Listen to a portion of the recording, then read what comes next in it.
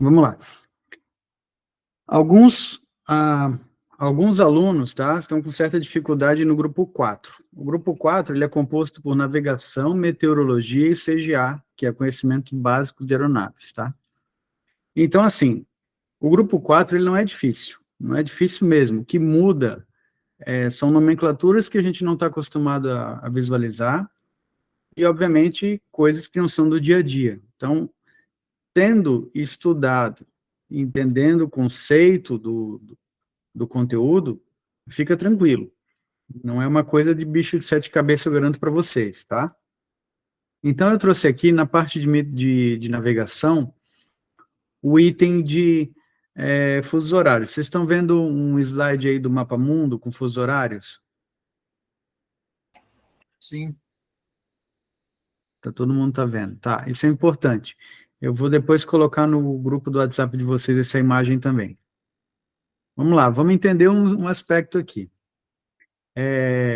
Os fusos horários, né, quando a Terra faz a rotação, né, no fuso horário durante 24 horas, é um dia completo. Então, essa rotação, ela vai acontecendo e a cada 1 hora ela roda 15 graus. Por quê? Porque no total ela tem que dar uma volta completa, que é 360. Então, e todo esse processo, ele leva 24 horas.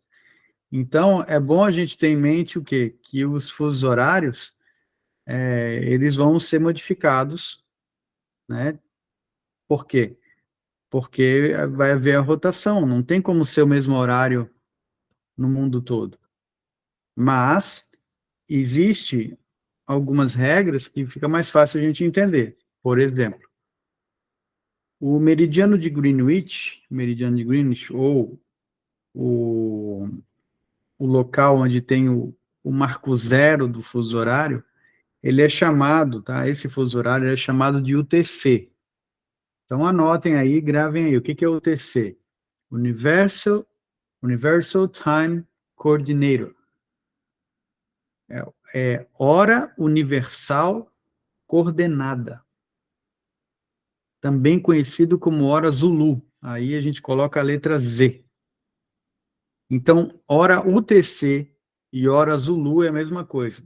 Então, toda vez que eu falar hora Zulu e hora UTC, é o horário de referência no meridiano de Greenwich, tá bom? Que é onde inicia as marcações, tá, das longitudes, tá? Dos meridianos. Então, isso é importante a gente saber. Então, se aqui no Brasil agora, né, o nosso fuso horário o horário aqui é 7 horas e 13 minutos, que horas que vai ser lá no meridiano de Greenwich, na hora Zulu do meridiano de Greenwich? Eu sei por quê. Porque, por regra, o fuso horário onde a gente está agora, seja Salvador, Brasília, Rio de Janeiro, né? Eu estou no Rio de Janeiro agora, nesse momento. É -3. Então, fuso horário -3 significa que é 3 horas a menos da hora UTC, a hora que é da hora universal coordenada, que também é conhecido como hora Zulu.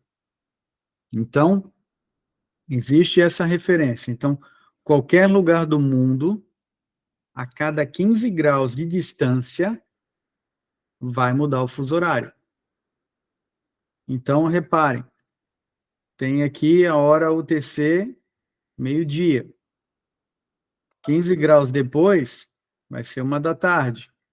15 graus depois, 2 da tarde.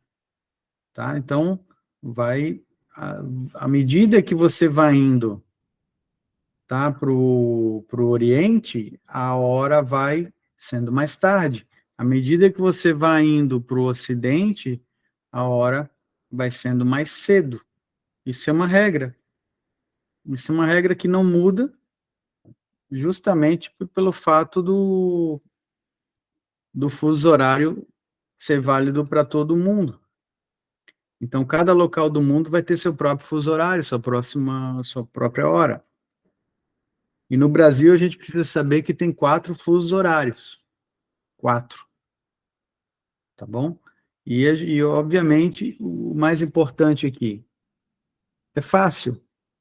A partir do meridiano de Greenwich, tá bom? Para o lado, né? Para o lado do Oriente, né? Para o lado direito, que é o lado leste, as horas vão aumentando, vai ficando mais tarde. Para o lado oeste, é menos, vai diminuindo. Como eu falei da outra vez, a letra W, que é a letra whisky, é menos, mais cedo. Então, quanto mais a gente vir para cá, olha o mouse, quanto mais a gente vir para cá, mais cedo vai ficar. Quanto mais a gente for para cá, mais tarde vai ficar. Então, por exemplo, se aqui no meridiano de Greenwich é meio-dia, lá no Japão é meia-noite. Tá? Então, vai ficando mais tarde. E aqui vai ficando mais cedo. Lembrando, muito importante, quanto vale cada fuso horário? Me respondam aí.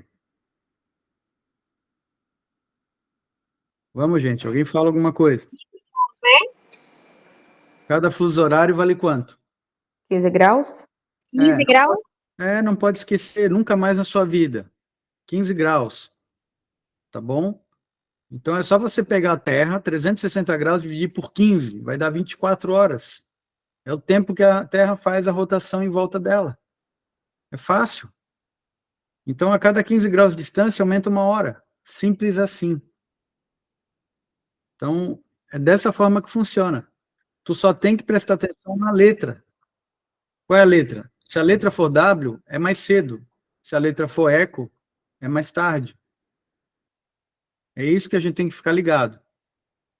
Então, vamos lá. Daqui para cá, que letra, ó. Daqui que eu estou mexendo no mouse, tá? A partir do meridiano de Greenwich. Para cá, para esse sentido aqui. Tá indo mais tarde ou mais cedo? Mais tarde. Isso, tá ficando mais tarde. É isso aí, gente. Maravilha. Tá bom? Agora meridiano de Greenwich para cá.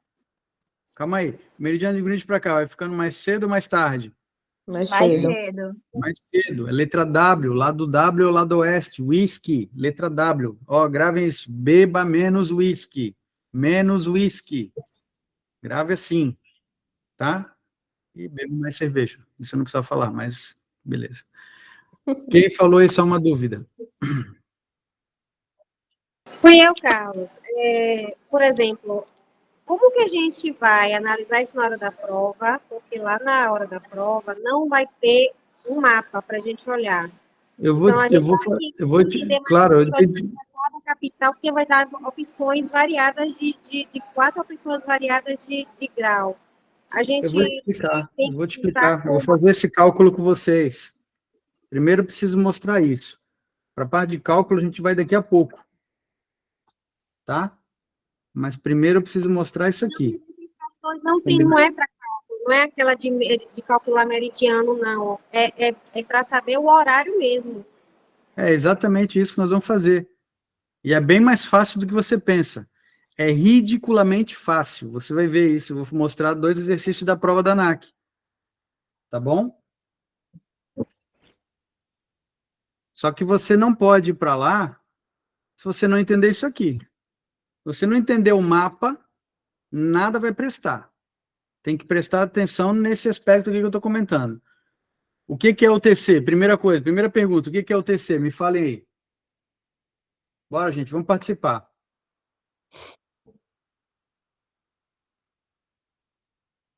Greenwich. Hora coordenada mundial, tá? Hora coordenada universal, UTC.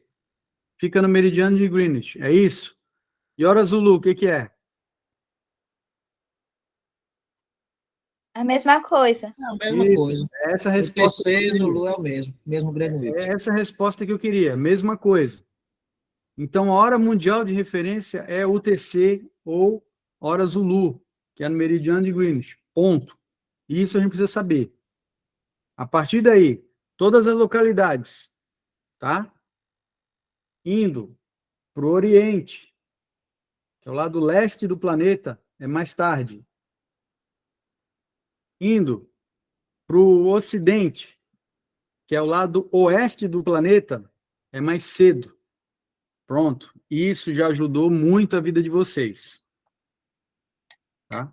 Agora eu vou colocar 2 exercícios que a aluna nossa tinha dúvida e vou explicar os dois de maneira muito prática e simples para a gente entender.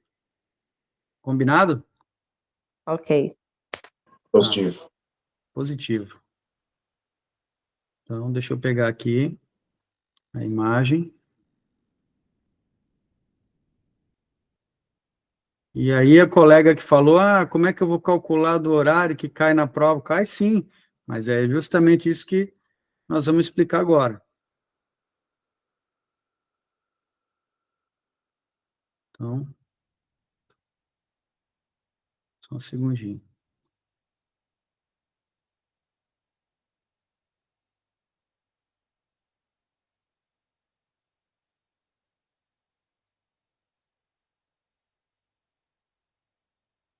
Me avise se vocês estão vendo aí, comissário de voo, bloco 4, CGA. Sim. Beleza. Se liga. O grupo 4, né, de CGA, ele abrange navegação, meteorologia, tá? E CGA. Então, olha essa pergunta aqui que, meu Deus, parece ser uma coisa assim de outro mundo, gente, não sei o quê, mas eu vou destrinchar isso com vocês de uma maneira muito, mas muito tranquila. Só quero a ajuda de vocês aí, quem tem um celular e uma calculadora para fazer um cálculo rápido e básico, só isso, tá? Então, vamos lá. Sabendo que em Greenwich, 19h20, olha que legal, UTC, já falou para gente, Greenwich é UTC, ou Zulu, tá bom? É 19h20. Qual a hora local ou hora legal, a hora legal aqui, em um lugar com a longitude 125 whisky? Primeira coisa, antes de cálculo, a letra whisky, que é oeste, Menos. menos, é mais cedo. Olha que moleza, cara. Tu já matou aí. Parabéns aí, comissária. Whisky é menos, beba menos whisky. Então, é menos, significa é mais cedo. Já te deu metade da questão, você já ganhou aí de brinde.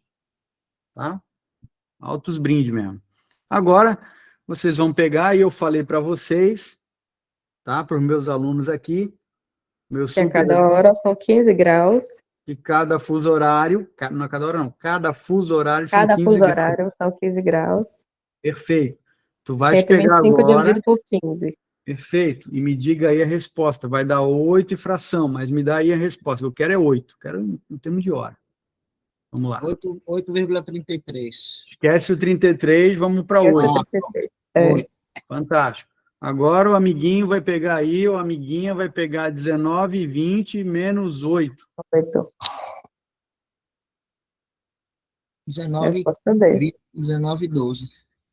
19 e 20 menos 8. 11 e 20. 11 e 20. Tá? E aí a resposta correta está lá, letra delta 11 e 20, tá certo? Entenderam? Uhum. Então, é só simples assim que é feito o cálculo. Primeiro, vê a letra, vai ser mais cedo ou mais tarde, ponto. Pega ali a longitude e dividir por 15, ponto. Essa quantidade de horas é o que tu vai aumentar ou somar ou subtrair da hora UTC, que é a hora coordenada universal. Tá? Cadê aquela garota que perguntou antes? Ficou mais claro isso, senhorita? Vocês entenderam, gente? Sim, sim. Beleza? Vamos para um próximo exercício, uma pegadinha absurda, e tem gente que caiu, mas é pegadinha.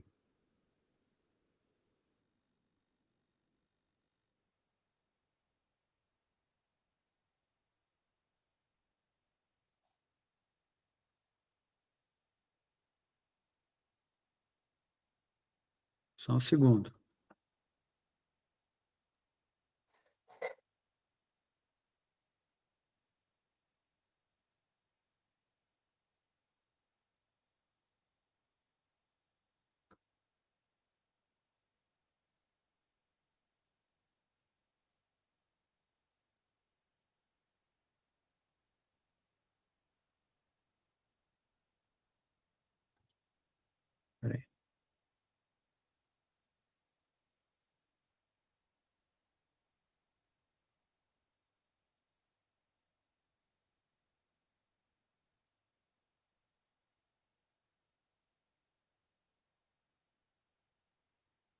Vamos lá, outra pergunta. Se em Fortaleza são 0547 UTC, em Porto Velho serão que horas?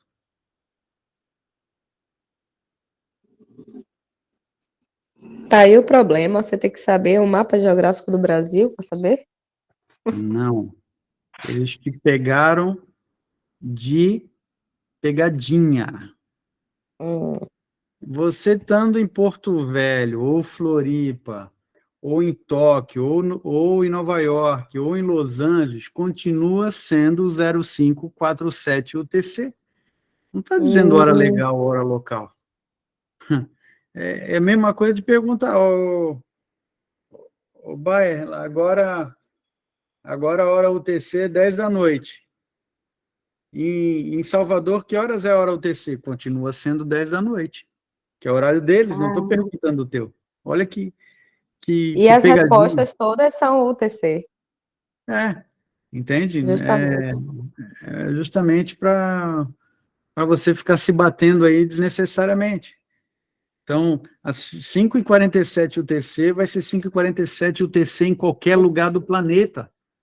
Sim. Porque tu não está perguntando de um local. A UTC, ela não pode ir para local nenhum. A UTC é única, que é lá no meridiano de Greenwich. É esse horário que vai ser. Se eu te perguntar hora Zulu, hora UTC, de qualquer lugar, esquece o local. Continua sendo o horário que é lá no UTC, hora Zulu. Sacaram a pegadinha? Sim, E aí, gente, tudo bem até aí? tudo sim. Toda vez que tiver uma pergunta, Tranquilo. Toda vez que tiver uma pergunta desse tipo, interpretação tiver complicada ou algo assim, manda no zap que a gente aborda na aula. Isso é importante para a gente massificar as coisas, viu? Aí, de quebra, eu já quero compartilhar um negócio para vocês. Teve um aluno que foi chamado agora pela Latam, que estava de stand-by, vai começar o treinamento de comissário. Mas não é só isso. Ele me falou que da turma que já está em andamento, tinha 2 alunas da aeronautas na mesma turma. Ou seja, elas estão fazendo treinamento já está na metade do treinamento aí de comissário. Fizeram o curso recentemente, uma no EAD e uma no presencial, e já estavam na mesma turma. Toda a vida elas não pediram para divulgar nada ainda, porque elas querem colocar o uniforme. Então é isso aí, galera. Vamos ficar pronto aí para as próximas seleções que vão acontecer da Latam. Beleza? Certo. Vamos se preparar. Conseguiram ver esse slide aqui de boa? Não apareceu, não. Não apareceu? Não. Então, peraí. Deixa eu compartilhar aqui. Vou ver agora se vai aparecer.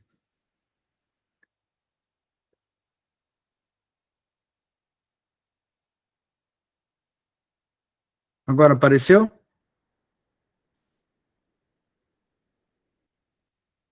Oi, Agora sim. pessoal. Apareceu agora. Então, olha só. Se em Fortaleza são 5h47 UTC, em Porto Velho permanece 5h47 UTC. Tá? Então, a pergunta é com relação à hora universal coordenada, lá no meridiano de Greenwich, lá na hora Zulu. Então, permanece, não muda, a hora UTC, ela não muda. Ela é, como eu falei, ela é hora de referência mundial. Tá? Então, beleza. Aí, no caso, só mudaria, professor, se tivesse apresentando a longitude, né? De tal grau lá, de tal lugar. Claro, eu tenho que te dar uma longitude para tu calcular, senão é sacanagem. Como é que tu vai? Tu não consegue decorar todos os fusos horários.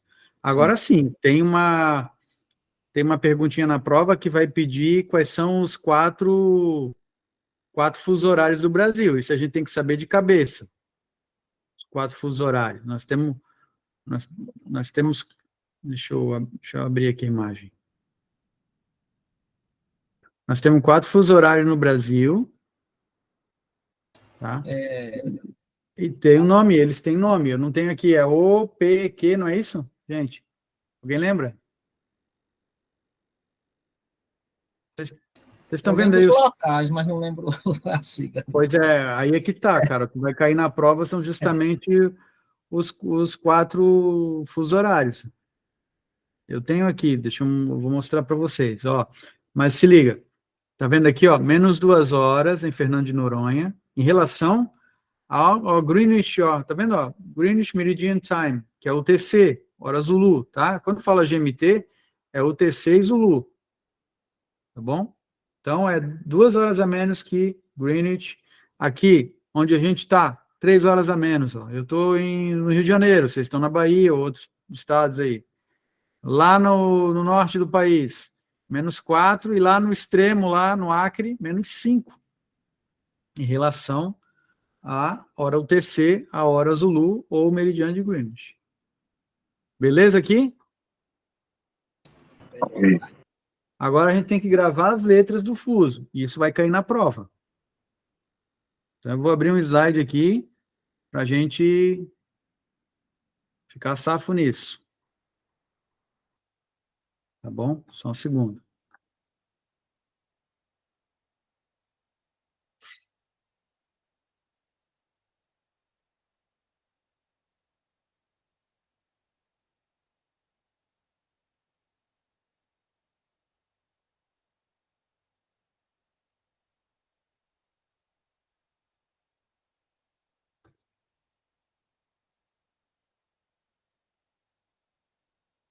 De fato, é o último slide da disciplina de navegação, ele fala isso.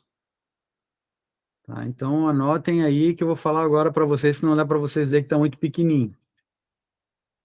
Fuso horário O. -2 horas, horário de Fernando Noronha, tá? Atol das Rocas, Ilha de São Pedro e tal. Fuso P, -3 horas. Nós estamos no fuso P, que é horário de Brasília, Distrito Federal, regiões Sul, Sudeste e Nordeste, estados Goiás, tal. E fuso Q, -4 horas, Amazônia, estados Mato Grosso do Sul, e fuso Romeu, -5 horas, horário do Acre. Tudo bem? Quantos fusos estão? Estão 4. Quais são eles? Fuso O, fuso Oscar, -2, fuso PP, fuso Papá, quer dizer, Papa, que é -3, fuso Quebec, -4, e fuso Romeu, -5. Tá? Fuso Oscar, -2, fuso Papa, -3, fuso Quebec, -4, fuso Romeu, -5. Anotaram? Sim. É pergunta de prova da ANAC. Sujeito a ter essa pergunta. Posso ir para a parte de CGA agora? Professor, Tudo bem? o último é o quê? O, P, Q, I? Romeu. Romeu. Romeu. Hum. -5, né? É, Ok. tá? Então, vamos lá.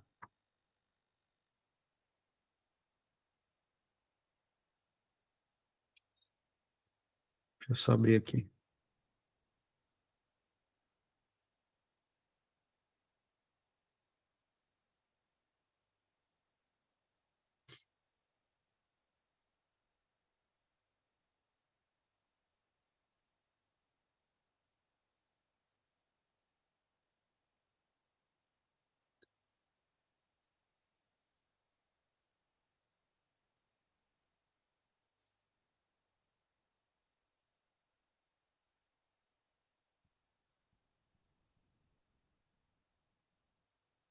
Me fala se está aparecendo aí conhecimentos gerais sobre aeronaves. Sim. Sim. Coisa boa.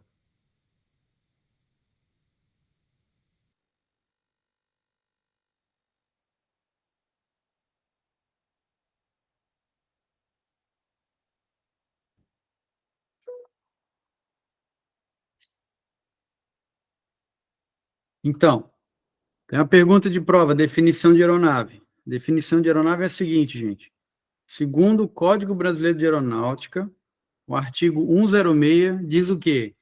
Aeronave é todo aparelho manobrável em voo que possa sustentar-se e circular no espaço aéreo mediante reações aerodinâmicas, apto a transportar pessoas ou coisas. Essa é a definição de aeronave segundo o Código Brasileiro de Aeronáutica. Tá? E aí ela está dividida em 2 grupos, o grupo de aeróstatos e o grupo de aeródinos.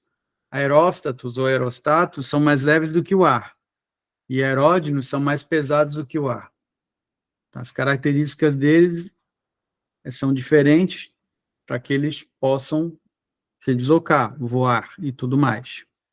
Então, os aeróstatos, os aerostatos, né, podem ser balões e dirigíveis. Vocês viram, inclusive, que caiu um dirigível ontem em São Paulo, do próprio São Paulo, vocês viram? Vive, sim. Eu vi. E doido, né? Uma pessoa se machucou só, não teve vítimas fatais, graças a Deus. Então, o dirigível, ele é considerado, assim como o balão, uma aeronave que é mais leve do que o ar, tá bom? Então, tem um gás ou um ar quente que faz ele subir e navegar. O balão, ele não é controlável para navegar. Já o dirigível porque ele tem profundor e leme. E tem até, em muitos casos, tipo um ventilador atrás empurrando, que é o propulsor.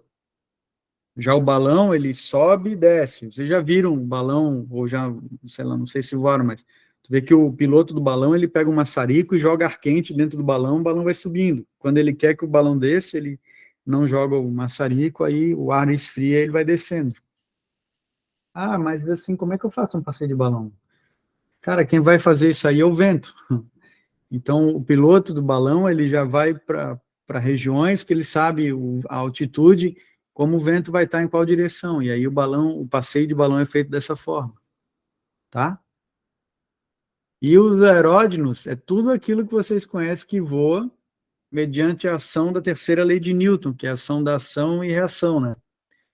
Então, os aviões que vocês vão trabalhar, qualquer um deles, ou um helicóptero, são mais pesados do que o ar. Eles trabalham de acordo com a sustentação, né? A sustentação é que é a resultante aerodinâmica que faz essas aeronaves voar. Então, o helicóptero, por exemplo, ele gira, né, a asa rotativa, que é onde está as hélices, e ali fica girando, e aí o fluxo de ar que passa gera uma sustentação. Já no avião, já no planador, é o fluxo de ar que passa em volta da asa que vai gerar essa sustentação. Essa é a diferença do aeródinos para o aerostato. Então, aeronaves são divididas em duas categorias, de aeróstatos e aeródinos. Mais leves do que o ar, qual que é? Aeródinos ou aerostatos? Fala para mim. Aeródinos. Tá errado. Confundi com o aerodino, faça que estou confundindo. Mais leve que o ar, os aeróstatos. Isso, dá um exemplo de dois aeróstatos. Balão dirigível. Só tem esses dois, acabou. Se não for balão e dirigível, não é aeróstato. O resto, tudo que tu sabe que voa é aeródino. Quer saber? Asa delta é aeródino, ultraleve é aeródino, paraquedas é aeródino, avião é aeródino, helicóptero é aeródino. Beleza? Ok. Exato. Superman é aeródino, Batman é aeródino. Isso aí. E aí, a aeronave dividida em cinco partes, né? 5 estruturas. Então, a parte de trás é a empenagem, a parte da fuselagem é o charuto do avião ou da aeronave onde vocês vão trabalhar, onde os passageiros ficam, onde fica a galley, onde ficam os comissários, onde ficam os pilotos, onde ficam as bagagens, tudo isso na fuselagem. A asa, que gera sustentação útil, são as asas, ficam acopladas na fuselagem. Na parte da frente, nesse tipo de avião aqui, tem o grupo motopropulsor, que é formado por um motor e uma hélice. Faz o quê? Faz a aeronave ir para frente, né? Nos aviões vocês vão trabalhar turbina, tudo mais, né? Motor turbofan vai empurrar o avião para frente também, que fica acoplado nas asas. E tem o trem de pouso, que faz o quê? Tem a função de amortecer o pouso, de fazer a aeronave se locomover nos pátios, no aeroporto, correr na decolagem, correr no pouso, tudo isso, frear o avião. Então, essas partes, genericamente, aí, a gente passando elas. A fuselagem é onde? É o charuto, né? É a parte do avião onde fica a empenagem, transporta tripulante, passageiros, carga, tem os sistemas, ainda em muitos casos tem o trem de pouso, motor, etc., né? Tem formato cilíndrico. e as demais partes que ligam a ela. A fuselagem ela pode ser de 3 tipos. Se liga no que eu vou falar. A monocoque ela é formada por 2 itens, cavernas e revestimento. Anota aí, monocoque é formada por cavernas e revestimento.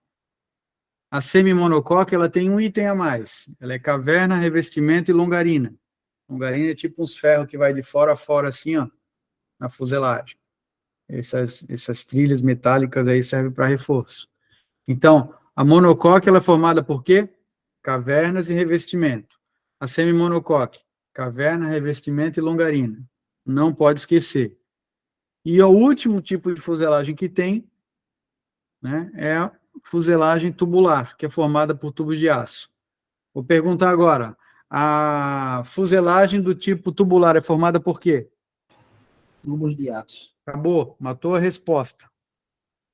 A monocoque é formada por quê? Caverna e revestimento. Caverna. E revestimento, acabou. A semimonocoque é formada por quê?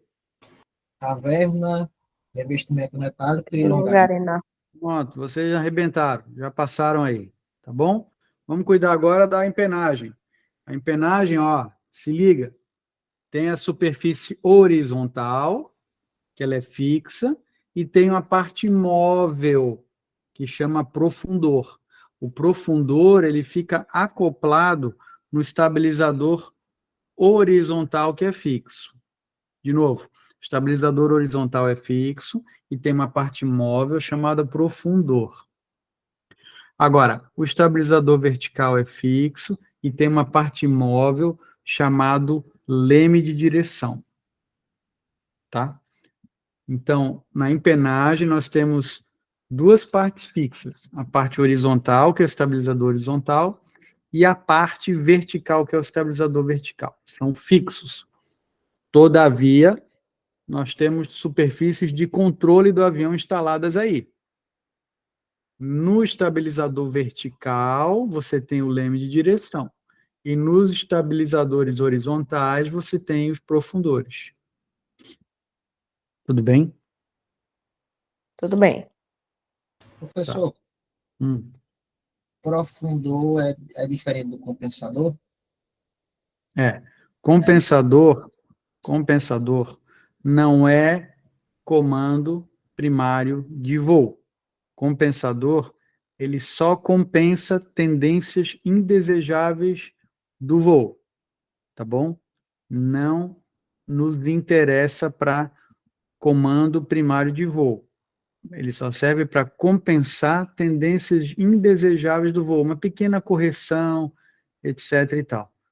Então, no Agora, caso, já é comando secundário. é secundário. Ah. Comando primário de voo são 3 que tem na aeronave. Eu estou falando daqui 2 agora, o profundor, o leme de direção. Já o aileron fica nas asas, tá? Então, são os comandos primários de voo. Vamos perguntar na prova da MAC. Quais são os 3 comandos primários de voo? Você vai responder Leme, profundor, profundor leme de direção e e aileron. aileron. É pergunta de prova, velho. É pergunta de prova. Tá? Esses comandos são fundamentais para o piloto pilotar o avião. Eu não consigo pilotar um avião sem esses comandos primários. Por isso o nome primário. Primeiro, mais importante. Tá? Secundário é secundário. Tá bom? Então, estabilizador horizontal, tá? E o estabilizador vertical. Então, o horizontal está aqui. Ah, esquece os compensadores. Compensadores está ali e tal, no desenho, mas o que me importa é o profundor. Tipos de motores. Então, a gente tem que ver tipo de motor. Esse motorzão que vocês estão vendo aqui é baseado no motor de carro, acredite. E aí ele tem uma hélice acoplada aqui, ó. Tá? Esse é chamado de motor convencional. É o mais simples que tem. Funciona.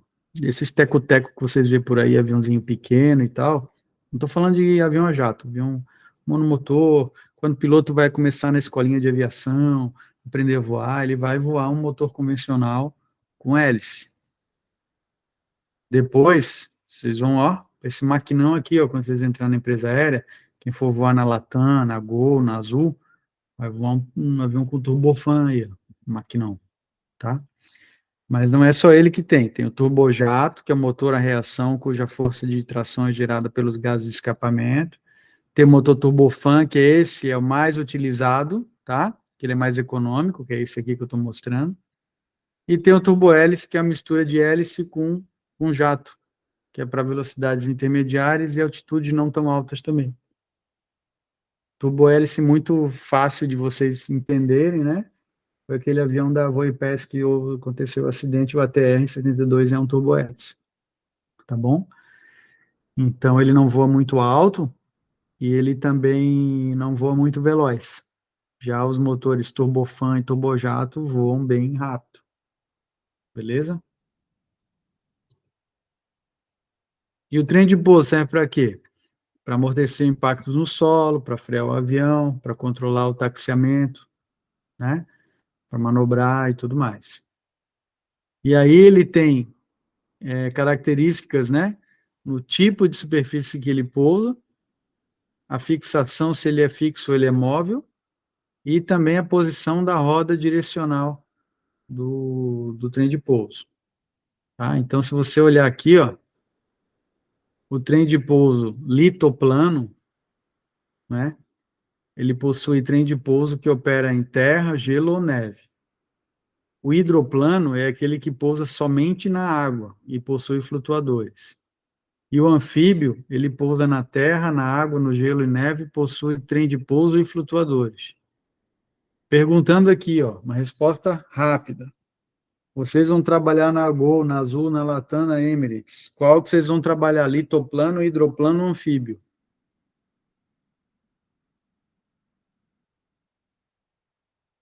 Aguardando. Cri, cri, cri, cri, cri. Litoplano. Litoplano, sempre. Tá? Vocês não vão pousar na água, pô. Tá bom? Vocês vão pousar no solo. Às vezes vocês vão pousar em Nova York, tá a pista coberta de neve. Então, é o litoplano. Beleza? Tudo bem? Ok. Beleza. Com relação à mobilidade, você tem o trem de pouso fixo, que não recolhe, tem o trem de pouso retrátil, que recolhe, mas fica as rodas aparentes, e tem o trem de pouso escamoteável, recolhe totalmente e você não consegue ver as rodas. Então, são esses três tipos com relação à fixação e mobilidade. Tem avião que nunca recolhe o trem de pouso, ele fica fixo a vida toda. Tem um retrátil que ele recolhe, mas você consegue ainda ver as rodas. E tem o escamoteável que recolhe e guarda, fica escondido. Tá bom? Já a posição da roda. Trem de pouso convencional, ele tem uma rodinha que fica lá na cauda. Ó, o que eu estou apontando? Ó. É chamada de bequilha essa rodinha. Bequilha. Lá em Floripa, eu fiz umas horas de voo no aeroclube quando eu era novo, e tinha uma cachorra lá, um caramelo desse da vida. Ela era uma cachorra gente fina, o nome dela era Bequilha. Botaram o apelido nela de Bequilha. Então, a bequilha, ela é uma rodinha que fica lá atrás na cauda de alguns aviões, tá? E aí, no caso, esse avião tem um trem de pouso chamado como convencional. Mas o que vocês vão trabalhar, qualquer avião que vocês vão trabalhar, é triciclo. Tá bom? Tem as rodas principais no meio da fuselagem e a rodinha perto do nariz. Essa característica. E as asas? As asas são o quê? A asa, pode anotar que é a pergunta de prova. A asa produz reação útil ao voo chamada sustentação. A única parte do avião que faz o avião voar são as asas. Então, a asa é um aerofólio que produz reação útil ao avião chamado de sustentação. É por causa da asa que toda a mágica acontece. Tá bom? Vamos lá. A parte de trás da asa, ela é chamada de bordo de fuga. Aqui perto da ponta, no bordo de fuga, está localizado o aileron. É a terceira parte, terceiro controle de voo primário que eu tinha que falar hoje. Eu já falei profundor, falei leme de direção, e o terceiro, estou falando e provando e mostrando. Está aqui, o aileron. Professor, onde é que fica o aileron? No bordo de fuga, próximo à ponta da asa. Onde fica o aileron? No bordo de fuga, próximo à ponta da asa. Ficou claro?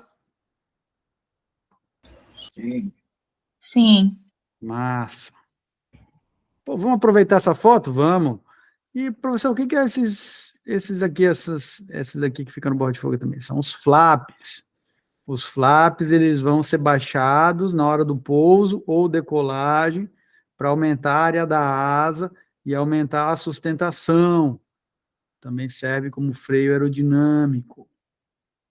Fica onde? No bordo de fuga da asa, os flaps. O que os flaps fazem?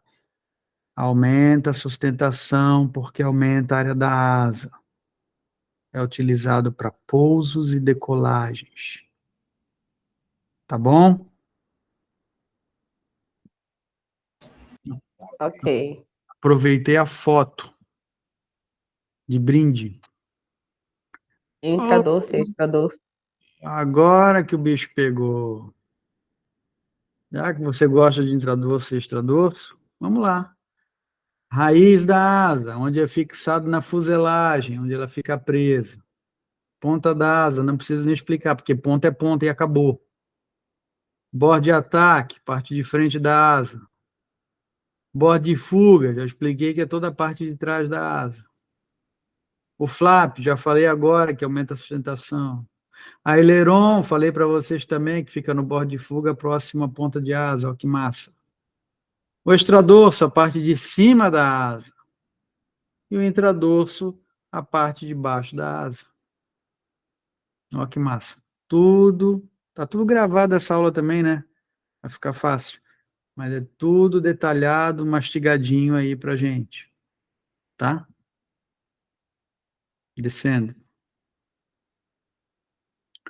As asas se classificam de acordo com o número de planos, posição ou localização e fixação. Ah, professor, tá difícil? Não, tá fácil. Gente, por que alguns aviões têm esse bagulho aqui e outros não têm? Conta pro tio aqui, vai. Bora, liga o microfone aí, vamos falar.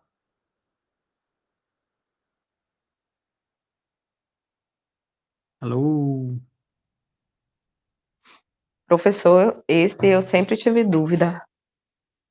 É só você que fala, cadê os outros? Para ficar mais bonito. Eu vou revogar o certificado de vocês, viu? Eu vou revogar o certificado de todo mundo. Menos o meu.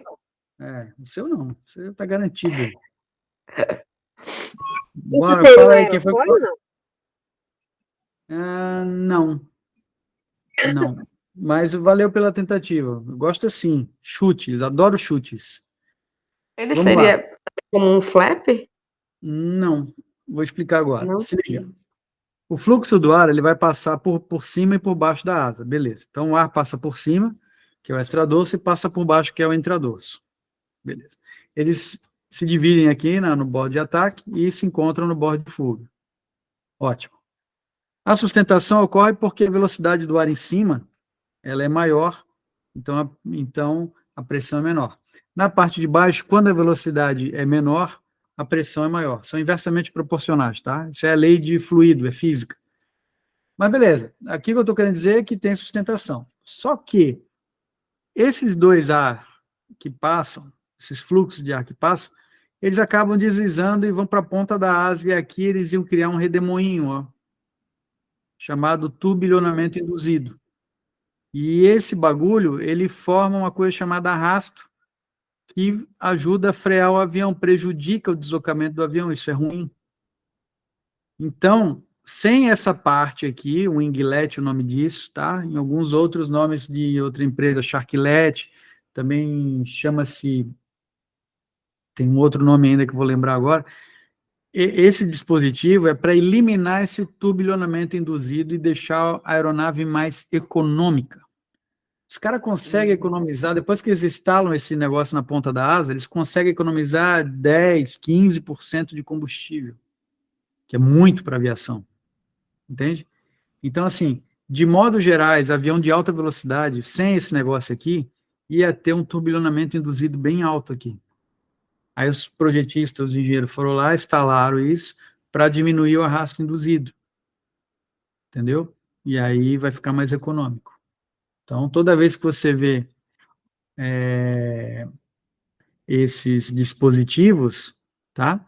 São dispositivos para minimizar o arrasto induzido de ponta de asa, chamado vortex. Então, é economia de combustível. Tudo Eu bem? já reparei ele assim na hora do pouso, mas ele fica também em voo normal? Ele não mexe. Ele não Ah, mexe. ok. Tem um avião lá que ele dobra a ponta e tal, mas não é um avião muito grande, é outro padrão. Mas veja, se você reparar o Boeing 737 da Gol, Da Gol, o Max, ele sim. tem um para cima e um para baixo. Ali chama-se blended winglet. Blended, porque blended quer dizer misturado. Tem uma parte para cima e uma parte para baixo. Cara, é muito bonito esse blended do 737 MAX. Se você reparar no aeroporto, vai ver. Então, ele funciona para quê? Para minimizar o arrasto induzido de ponta de asa. Tá bom?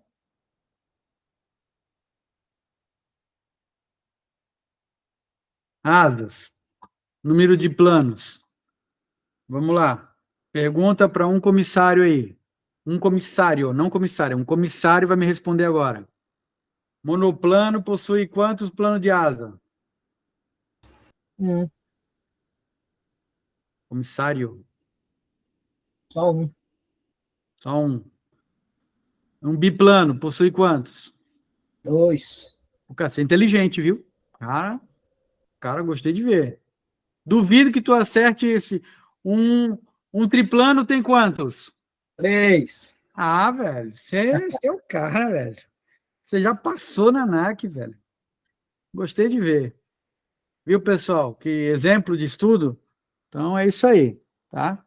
Facílimo, né? Vamos embora. Aí aqui, ó, localização da asa, tá? O plano de asa ligado na fuselagem. Tem asa baixa, asa média, asa alta e asa parasol, que nem existe mais, que era nos aviões da guerra. Fácil, né? Asa baixa fica onde? Na parte mais baixa da fuselagem. Asa média fica onde? Na parte média da fuselagem. Asa alta, na parte de cima da fuselagem. Só isso. Simples assim. E com relação à fixação, tem o avião que tu vê que tem um ferro aqui, ó, o nome disso é montante, ou suporte, tá? Esse suporte aqui, aí ele é chamado de semi-cantilever. E o que não tem esse suporte é chamado de cantilever. Tá bom? Semi-cantilever possui estáis ou montante. E o cantilever não possui estáis ou montante. Simples assim. Ah, mas professor, faz diferença? Não, isso é projeto. Projeto do avião.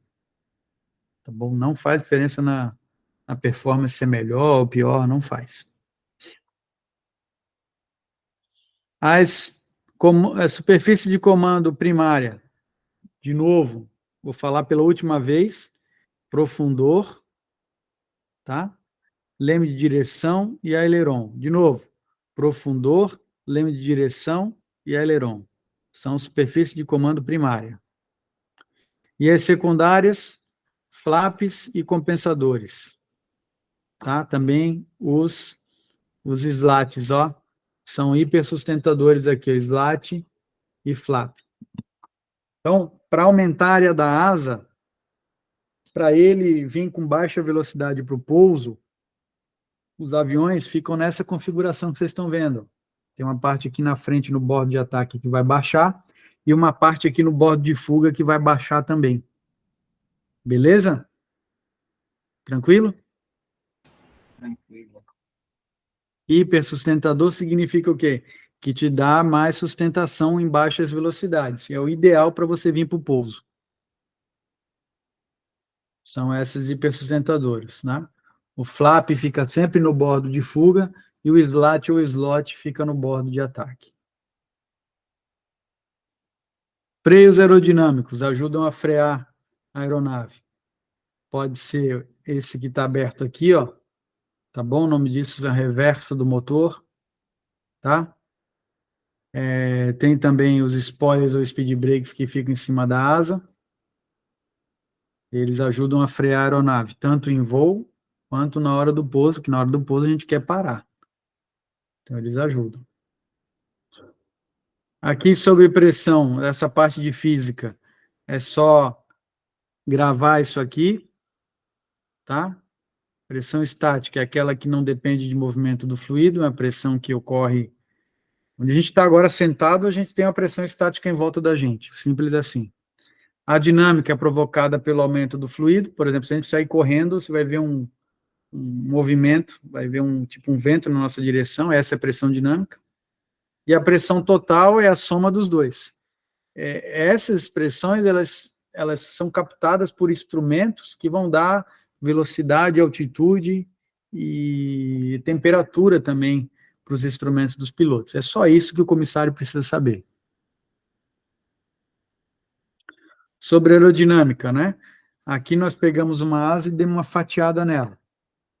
Essa fatiada, né? A gente entende que o bordo de ataque é a parte da frente, isso vocês já sabem, né? A parte de trás é o bordo de fuga. Combinado até aqui? Sim. Combinado também que a parte de cima, como é o nome da parte de cima da asa? Extradoço. E a parte de baixo, como é o nome? Intradoço. Beleza, gostei. Tá bom? Então, se liga, o deslocamento do ar, ele vai passar aqui e ele vai se dividir. Ele vai um vento aqui por cima e outro vento aqui por baixo. É o ar. O ar que se desloca por cima, ele vai subir aqui a ladeira, vai descer a ladeira correndo para se encontrar com o cara de baixo aqui. Esse cara aqui de cima, ele vai estar correndo, desesperado, com tênis Nike, tá? Correndo. O cara aqui de baixo vai estar caminhando de chinela havaiana. E vão chegar juntos. Vocês entenderam isso? Vai, gente. Sim. Tá bom. Esse fato significa o quê? Que o ar aqui de cima, ele passa muito mais veloz. A pressão é menor. O ar aqui embaixo, ele passa bem mais devagar. A pressão é maior. Por causa disso, ocorre a sustentação. Tá? Então, é por causa disso. Então, onde a pressão for menor, é porque a velocidade do ar é maior. Então, é inversamente proporcional. E por isso ocorre a sustentação. Agora, se eu perguntar na prova, o que é a linha de curvatura média? Você vai me responder. A linha de curvatura média é a linha que liga o bordo de ataque ao bordo de fuga e divide a asa em duas partes iguais. De novo, vou perguntar na prova, o que é a linha de curvatura média? A linha de curvatura média é a linha que liga o bordo de ataque ao bordo de fuga e divide a asa em duas partes iguais. Tá bom? Vou te fazer uma outra pergunta agora. O que é a corda da asa? A corda é uma linha reta que liga o bordo de ataque ao bordo de fuga. Mais uma vez, o que é a corda? A corda é uma linha reta que liga o bordo de ataque até o bordo de fuga. Tá bom? Ok. Vento relativo. O que é o vento relativo? É o vento que vem no sentido contrário ao deslocamento. Simples assim. O que é o vento relativo? É o vento que vem no sentido contrário ao deslocamento. Então, toda vez que a gente vai para frente, vem um ar contra, esse é o vento relativo. Quanto mais rápido a gente for, se está de moto sem capacete, mais rápido você for, mais vento você vai pegar, que é o vento relativo. E esse vento relativo, ele vai passar pela asa, e aí vai acontecer aquela mágica que nós discutimos no slide anterior.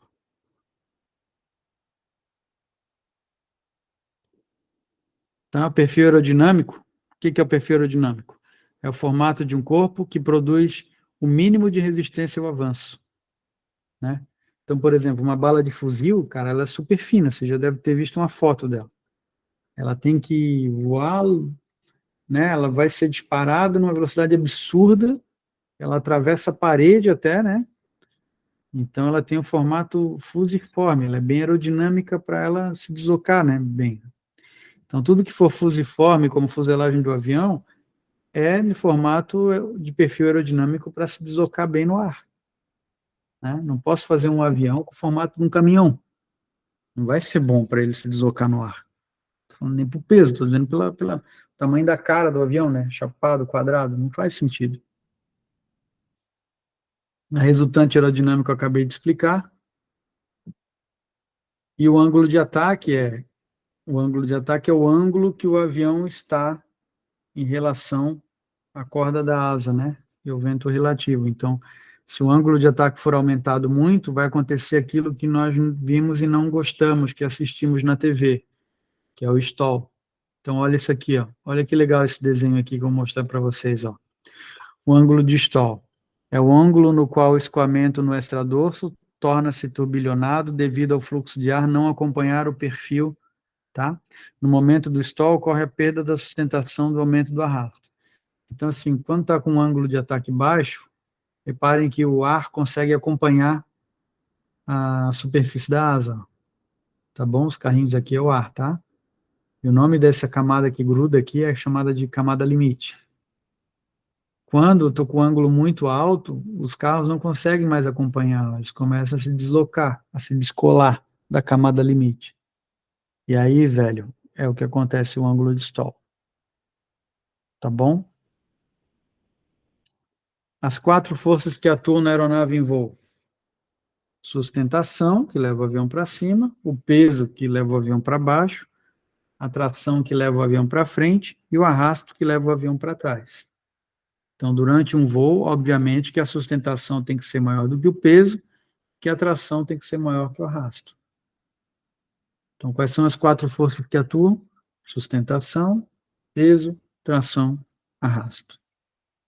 Em voo, sustentação maior que peso, tração maior que o arrasto. Por isso que existe o deslocamento. Os eixos do avião. Esses eixos são imaginários e eles fazem os movimentos em volta, tá, da aeronave. Então, o eixo longitudinal, ele vai da ponta da asa aqui, da ponta do nariz do avião até lá na cauda. E quem faz esse movimento é o aileron. E qual é o movimento? É o movimento de rolamento, rolagem ou inclinação lateral. Tá? Tem um vídeo que eu vou colocar no grupo para vocês assistirem sobre isso. Já esse outro eixo aqui, o transversal lateral, tá? Quem faz esse movimento é o profundor, botando o nariz para cima ou o nariz para baixo. E tem um nome desse movimento, né? Para cima é arfagem ou cabrar, para baixo é tangagem ou picar. E o outro eixo que tem ainda, também nesse aqui, o vertical, aí é o leme de direção que vai virar o nariz para um lado ou para o outro, chamado de guinada. Quem faz o movimento é o leme de direção. Força G. Força G nada mais é do que o peso. Então, a aeronave, geralmente, ela é projetada para aguentar mais carga de peso positivo do que negativo. Tá? Mas o que é força G? É devido à força de inércia, ao mudar a trajetória do voo, por exemplo, uma subida, descida, curvas, turbulência, né, surge a força G, que pode ser positiva ou negativa. Então, às vezes, você está lá no avião, de repente, você sente que está descolando da poltrona, o avião perdeu uma sustentação momentânea por causa de uma turbulência, por exemplo. Ou na hora da decolagem, que a gente vê que nosso pescoço e nosso corpo gruda na poltrona, né? Que ele está dando a força para a decolagem, o empuxo. E as fases, né, do voo, Tem a decolagem, tem a subida, tem o voo em linha reta horizontal, que é o nível de cruzeiro, tem o voo em curva, tem a descida e tem o pouso. São as fases do voo. Isso está explicado mais em detalhes na apostila lá da Aeronautas. Mas é bem fácil, é só uma leitura rápida, nada de coisa complicada ou surreal. Tá? Peso. Carlos, depois você pode explicar melhor sobre proa, proa magnética, norte verdadeiro, essas coisas para eu tirar dúvida, só para me esclarecer? Isso é na matéria de navegação. Aí a gente vai para navegação outra hora e dá uma olhada de novo. Você não Tá. precisa, assim, estudar isso com muito afinco. Você pode dar uma estudada para decorar os conceitos. Mas a explicação eu vou dar também. Agora, sim, para estudar isso em detalhes, a gente vai ter que estudar uma carta cartográfica de piloto. E não é esse o foco. Então, eu prefiro que tu decore as definições do que tentar plotar isso aí numa carta, entendeu? Ok. Entende? Então, é o tipo de coisa que não é para a gente se aprofundar muito, não. Tá? Você chegou a assistir no começo da aula sobre as explicações que eu falei do fuso horário? Não peguei muito bem porque eu estava na rua nessa hora e estava barulho. Eu não consegui Depois você ouvir. olha a gravação que eu esclareci bem as tuas dúvidas, viu? Ok, obrigada. Nada.